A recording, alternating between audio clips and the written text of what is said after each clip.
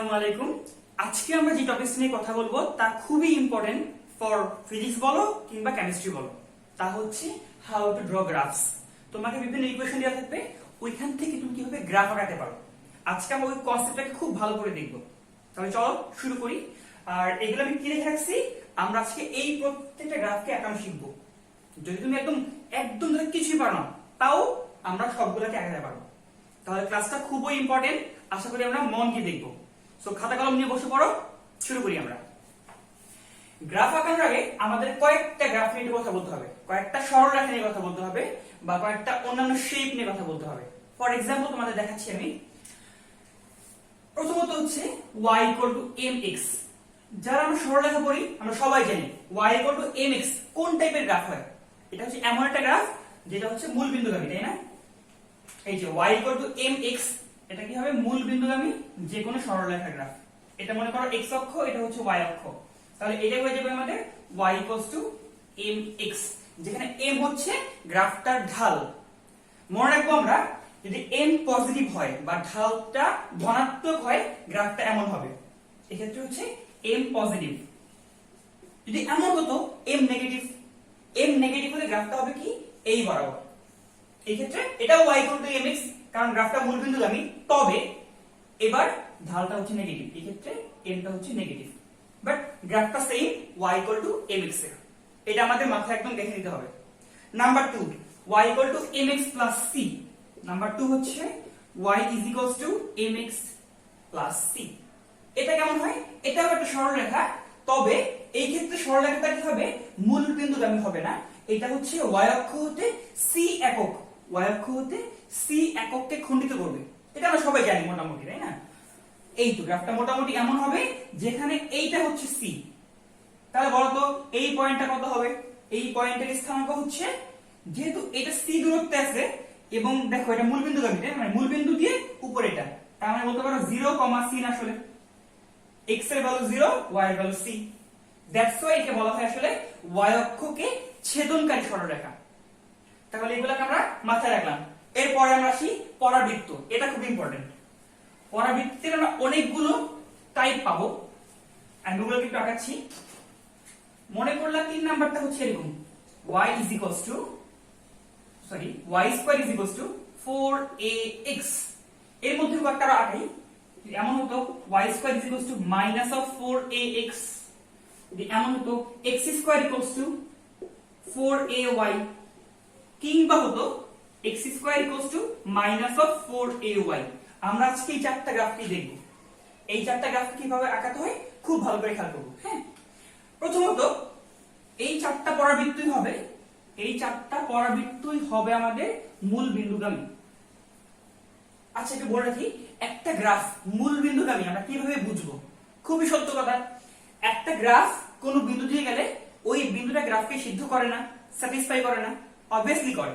তাহলে আমরা করব কি, এখানে x এর জায়গায় 0 বসাবো, y এর জায়গায় 0 বসাবো। যদি ডান পক্ষ বাম পক্ষ মিলে যায় মূল বিন্দুগামী, না মিললে মূল বিন্দুগামী নয়। আবারও বলি, একটা গ্রাফ কোন একটা নির্দিষ্ট বিন্দু দিয়ে গেলে অবশ্যই ওই বিন্দুটা গ্রাফকে সিদ্ধ করবে। যদি গ্রাফগুলো মূল বিন্দুগামী হয়, তুমি x এর জায়গায় 0 বসাবা, y এর জায়গায় 0 বসাবা। যদি left hand side equal to right hand side হয়ে যায়, গ্রাফগুলো কি মূল বিন্দুগামী। এই প্রত্যেকটা খেয়াল করে দেখো, x0 এবং y0 হলে ডান পক্ষ এবং বাম পক্ষ সমান হচ্ছে, তাই প্রত্যেকে কি হবে? মূল বিন্দুগামী। যাই হোক, আমরা একটা মাথায় রাখবো যে পরাবৃত্ত হয় কি অনেকটা ইউ শেপের মতো, অনেকটা ইউ শেপ হয় পরাবৃত্ত। যারা আমরা একদম পড়িনি তারা জানি, জেনে রাখবো পরাবৃত্ত হয় কিছুটা ইউ শেপ। এখন এই যে ইউ শেপ হবে ব্যাপারটা, হ্যাঁ, ইউ শেপ এমন হতে পারে, এমন হতে পারে, বা মানে এমন হতে পারে, এমন হতে পারে, বাট কোনটা হবে ইউ শেপের মধ্যে, কোনটা হবে? এই জন্য খেয়াল করবো, দেখো তো কার পাওয়ার 1 সমীকরণের মধ্যে কার পাওয়ার 1। খেয়াল করো, এই সমীকরণে কি ছিল? x এর পাওয়ার 1 না?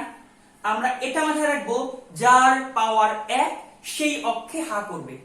দেখো তো এক্ষেত্রে এটা তো হয় x অক্ষ, উপরে হচ্ছে y অক্ষ, এবং পাওয়ার কার 1?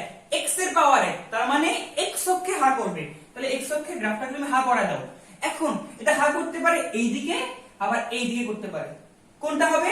আমরা দেখবো কি এই x এর আগের চিহ্ন কি। যদি প্লাস থাকে তাহলে পজিটিভ দিকে, মাইনাস থাকলে নেগেটিভ দিকে।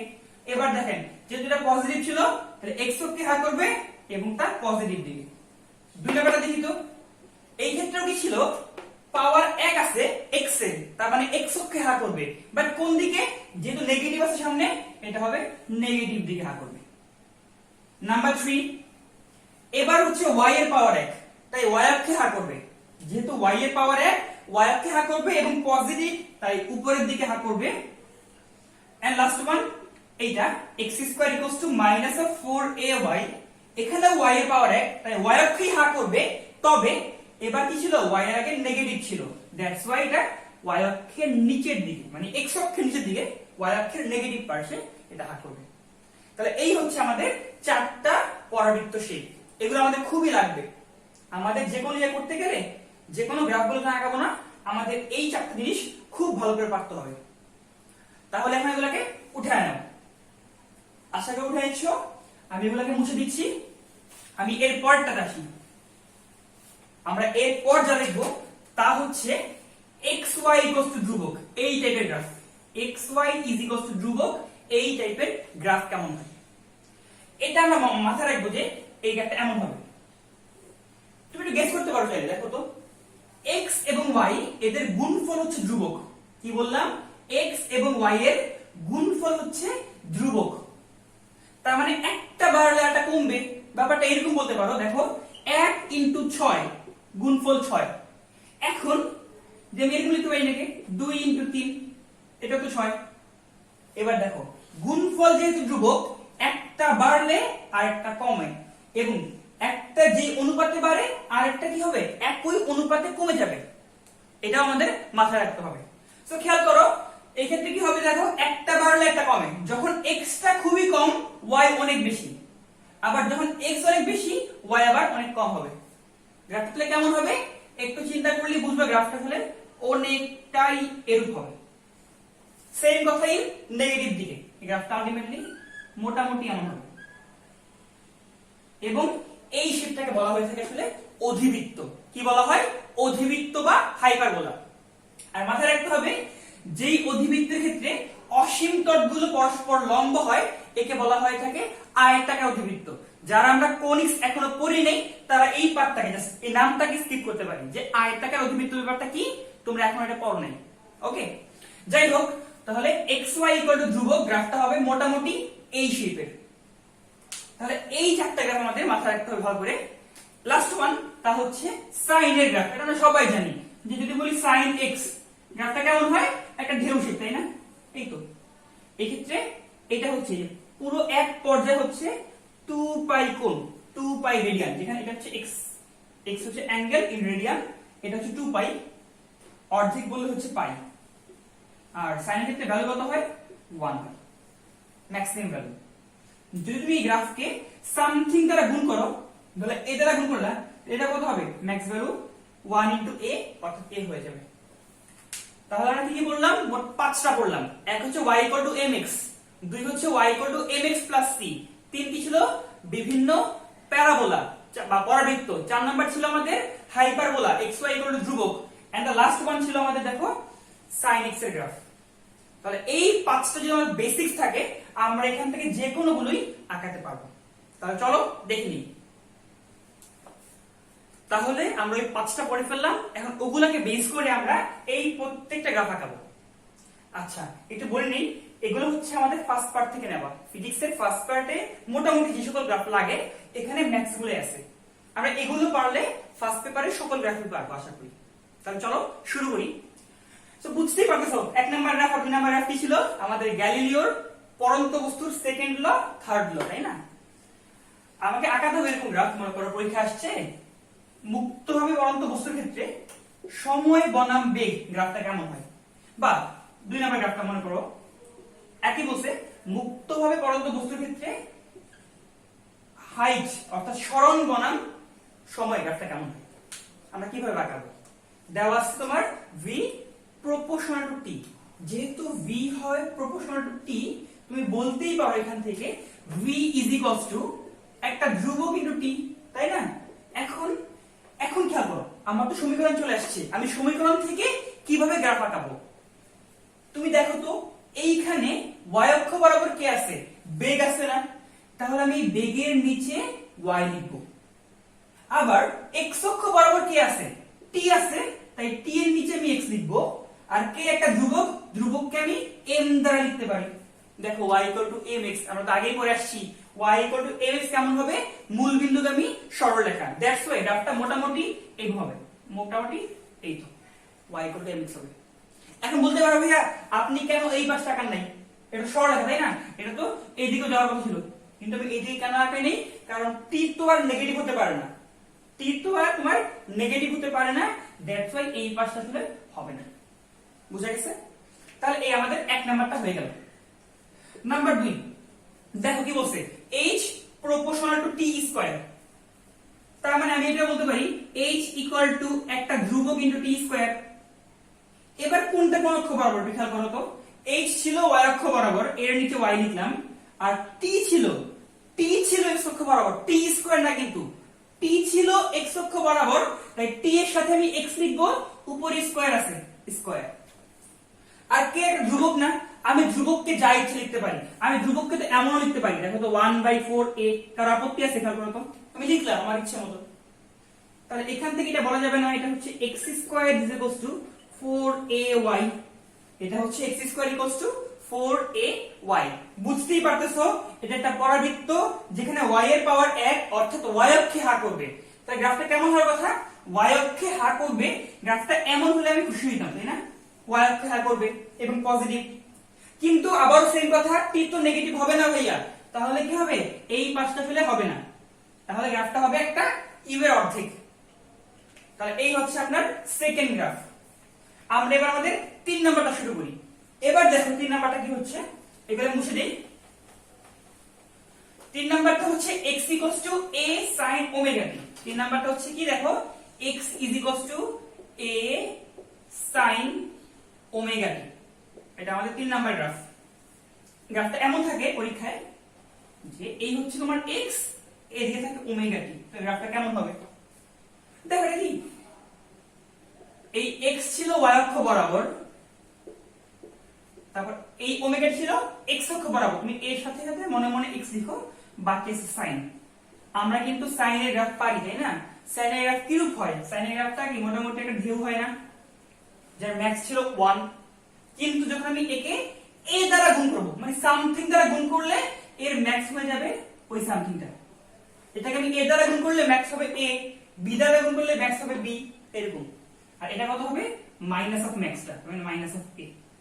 তাহলে এই হচ্ছে তোমার 3 নাম্বার গ্রাফ। ওকে, এখন এর পরেরটা ইন্টারেস্টিং, যদি এখানে প্লাস অর মাইনাস অন্য একটা ধ্রুবক থাকে তখন কি হবে, এটা আমাদের একটু কমন সেন্সে উল্টা বলবে, ঠিক আছে। যদি প্লাস থাকে আমরা কি বলি, প্লাস থাকা মানে ডানে যাওয়া না, এটা উল্টা হবে। যদি প্লাস কে থাকে গ্রাফটা বামে যাবে, আর মাইনাস কে থাকলে গ্রাফটা ডানে যাবে। ব্যাপারটাকে এরকম দেখি আমরা। হ্যাঁ, ধরলে এই গ্রাফটা এমন ছিল না, আমি পরে টাকাচ্ছি, ধরলাম এটা হচ্ছে x is equals to a sin omega t, তোমাকে বলা হলো প্লাস কে না, আমি কে একটা মান দিই, ধরলাম ওমেগা t প্লাস ধরলাম কত কত পাই, ধরলাম পাই। তাহলে কি হবে জানো, গ্রাফটা পাই পরিমাণ পিছিয়ে যাবে, প্লাস না, তাহলে পাই পরিমাণ সে পিছিয়ে যাবে। খেয়াল করো, এই দেখো এই পয়েন্ট ছিল পাই না, এই যে 0 থেকে পাই, এটা হচ্ছে 2 পাই। যদি গ্রাফটা পাই পরিমাণ পিছিয়ে যায়, গ্রাফ কি মূল বিন্দুতে এরকম উল্টো হয়ে যাবে না, যদি গ্রাফটা পাই পরিমাণ পিছিয়ে যায় গ্রাফটা তাহলে এমন হবে। বুঝা গেছে? যদি এমন বলতাম আমি, মনে করো প্লাস পাই বাই 2 বলতাম, সাপোজ প্লাস পাই বাই 2, তাহলে আগে গ্রাফটা কি হতো, 90 ডিগ্রিতে পিছিয়ে যেত। 90 ডিগ্রি কোনটা, এটা না, তাহলে এটা হতো পাই বাই 2 90 ডিগ্রি পিছিয়ে যেত। ওই ক্ষেত্রে গ্রাফটা আমার এরূপ হতো, খেয়াল করো একটু, ওই ক্ষেত্রে গ্রাফটা পিছিয়ে যেত না, সো গ্রাফটা পিছিয়ে গেলে এরূপ হতো, 90 ডিগ্রি পিছিয়ে গেছে মানে পিকটা এখানে হবে, তাহলে গ্রাফটা এমন হতো।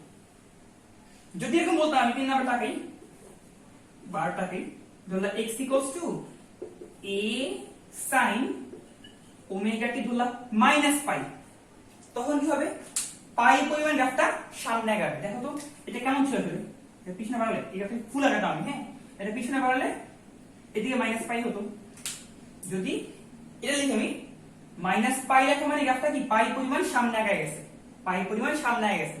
আবার একটু মনে করে দিই, মাইনাস থাকলে হয় ডানে যায়, প্লাস থাকলে বামে আসে। তো এই ক্ষেত্রে কি হতো, গ্রাফটা আলটিমেটলি মোটামুটি এমন হতো। এই দেখো এটা না, এই তো গ্রাফটা এমন হতো। তো এই হচ্ছে কথা। হ্যাঁ, আমাদের এই গ্রাফগুলো নিয়ে একটু মাথায় আইডিয়া রাখতে হবে। তো এগুলা খুব একটা ইম্পর্টেন্ট না, আমাদের এই আগের পর্যন্ত বেশি ইম্পর্টেন্ট। ঠিক আছে, আমরা আমাদের 5 নাম্বার চলে আসি। এটা খুবই ইম্পর্টেন্ট। এখানে মোট 3টা গ্রাফ হবে, এখানে মোট 3টা গ্রাফ হবে, 3টা গ্রাফই খুবই ইম্পর্টেন্ট। তাহলে আমরা শুরু করি। আমি এই পার্টটা মুছে দিচ্ছি। এখান থেকে এটা হচ্ছে কি আমাদের সরল দোলকের সূত্র। হ্যাঁ, যারা আমরা অধ্যায় 8 পড়ে আসছি ফিজিক্সের ফার্স্ট পার্টে, তারা আমরা জানি এটা হচ্ছে সরল দোলকের পর্যায়কালের সূত্র। ওইখান থেকে এল হচ্ছে কার্যকরী দৈর্ঘ্য, আর জি হচ্ছে তো বুঝি আমরা গ্র্যাভিটি 9.8 নিউটন। এখন অনেক ক্ষেত্রে গ্রাফ এল বসে, মোট 3টা গ্রাফ আছে এখানে, মোট 3টা গ্রাফ আছে। একটা হচ্ছে এল বনাম টি, 2 নাম্বার গ্রাফটা আসে এল বনাম টি স্কয়ার, আর 3 নাম্বার গ্রাফটা আসে জি বনাম টি স্কয়ার। আমরা এখনই দেখে ফেলি 3টা শেপ কিরকম হয়। তাহলে শুরু করি। খেয়াল করো, আমি সূত্র লিখি। সূত্র কি ছিল, t is equals to 2 pi root over of l by g। এক কাজ করো, তুমি এটাকে বর্গ করে দাও। বর্গ করলে কেমন হবে, t square equals to 4 pi square by g into l লেখা যায় এখান থেকে। আমার গ্রাফ আঁকাতে হবে t বনাম l। যখন t বনাম l, আমি বলবো কি, দেখো l ছিল x অক্ষ বরাবর, এর সাথে x লিখলাম। t ছিল কোন বরাবর, দেখো তো t ছিল y অক্ষ বরাবর না, t ছিল y অক্ষ বরাবর, তাই আমি t এর নিচে y লিখবো, তার আবার উপরে স্কয়ার আছে, তাহলে হয়ে যাবে y স্কয়ার। আর আমি ধ্রুবককে যা ইচ্ছে লিখতে পারি, ধ্রুবককে আমি মনে করো 4a লিখলাম। তাহলে বুঝতেই পারতেছো ইহা একটা পরাবৃত্ত যেখানে x এর পাওয়ার 1, অর্থাৎ x অক্ষে সে হা করবে। তাহলে গ্রাফটা কেমন হওয়ার কথা, এটা x অক্ষে হা করার কথা, কিন্তু পর্যায়কাল নেগেটিভ হবে না, তাই এই পার্টটা হবে না, t এর ভ্যালুটা নেগেটিভ হওয়া পসিবল না। তাহলে গ্রাফটা এরকম হবে। পরেরটা আমরা আসি, বলছে l বনাম t স্কয়ার, l বনাম t স্কয়ার। দেখো একটু, আশা করি আগেরটা বুঝে ফেলছো, আমি এটা মুছে ফেলি। হ্যাঁ, এবার দেখো এই পরের গ্রাফে l ছিল কোথায়, l ছিল x অক্ষে, এবার কিন্তু t স্কয়ারই y অক্ষে, তাই আমি t স্কয়ার এর নিচে লিখলাম y, আর এই ধ্রুবককে আমি আমার ইচ্ছে মতো m লিখলাম। y equals to mx। গ্রাফটা কেমন হবে, y equal to mx হবে, মূল বিন্দুগামী সরলরেখা। সো গ্রাফটা অবভিয়াসলি এমন হবে। এখান থেকে লাস্টটা, তা হচ্ছে t স্কয়ার বনাম g। যেহেতু t স্কয়ার বনাম g, তার মানে এই ক্ষেত্রে l কি হবে, ধ্রুবক হবে। আমাদের 3 নাম্বার গ্রাফে l কি হবে, ধ্রুবক হবে।